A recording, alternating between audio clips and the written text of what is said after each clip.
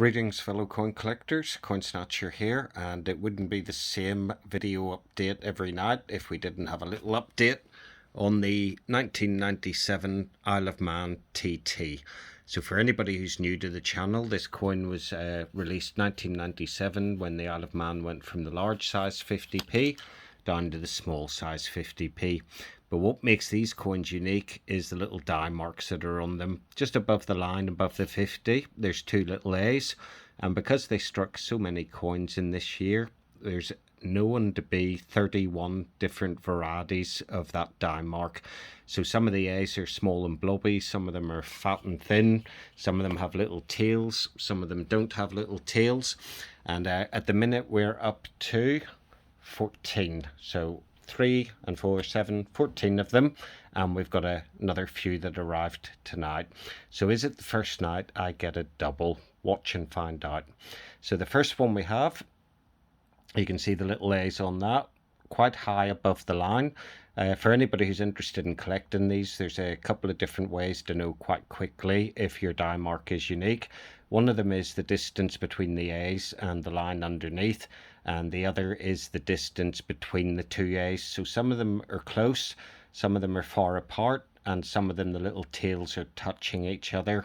And then not only do you have the little tails touching each other, but you also have some of the A's that are missing the tails. So on the right hand side, for instance, it might be missing the left hand tail, and vice versa. So I go first of all by how big the gap is between the two A's. Then I look to see if the two A's are level with each other, and then I look to see the space between the line and the A's. And by doing that, you can work out, well, I can work out reasonably quickly if it's already there. Another way is to take a picture of the coin on the phone camera, really high resolution, and then just magnify in on it, and it gives you a really clear picture. And then the final way to know if you've got an individual coin that's different to the others is the trusty old magnifier. So I think I picked this up at the Royal Mint quite a few years ago. It's only a cheap little magnifier, and I do have a couple of other magnifiers in the collection that were considerably more expensive than this one, but this one is absolutely fantastic. You can wedge it in your eye and you can hold two coins, one in each hand, and it makes life a heck of a lot easier.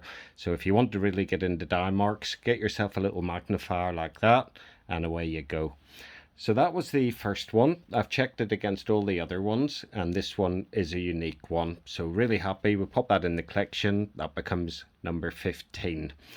Next one we have. And with this one, you'll see the AAs are quite close to the line, and you'll see both of the A's are quite thin, and the tails almost touch each other. In fact, the right hand A is nearly touching the line. So very quickly I was able to ascertain that this coin was not in the collection already. Therefore this is not a double. So therefore this takes up space number 16. So we pop him in there. Happy days. And then the third and final coin that arrived today, actually a really nice example of the coin, nice and shiny, and on this one you'll see that the right hand A is quite blobby. There is a little space between the tails, and there is a little gap between the lines. So unfortunately for all you doubters out there, this is not a double. We pop this into the collection and this becomes number 17 out of 31, and so far we haven't had a double yet. So I'm sure that will change as we come up to the final rows, because this tray holds 35, so these 4 won't get filled. But I'm sure by the time we're getting up to the last couple, we will get some doubles. Now, just speaking of that, if you buy these coins, they range from £1 to up to £5 on eBay, and then you have the postage on top as well. So I look at the overall cost, and I tend to only buy if it's £3 or below. That's if I can't have a good look at the eBay picture and ascertain if I have it already. If I know I don't have it, then I may be prepared to pay £1 or 2 more. But I've taken a punt today, and there was a seller on eBay who sold a job lot of these coins. There was 7 of them in the job lot, and couldn't really distinguish the die marks on them. But the bidding, I think I ended up paying £6.71 plus £1.75 postage. So I've got 7 of them for less than £10, and to me that's a gamble worth taking. Even if I get 3 or 4 of them that aren't doubles, then it's worth the money. It works out. If I get 4, it's £2.50 each, and 3 doubles. And again, with any of these coins, you can always pop them back onto eBay and resell them.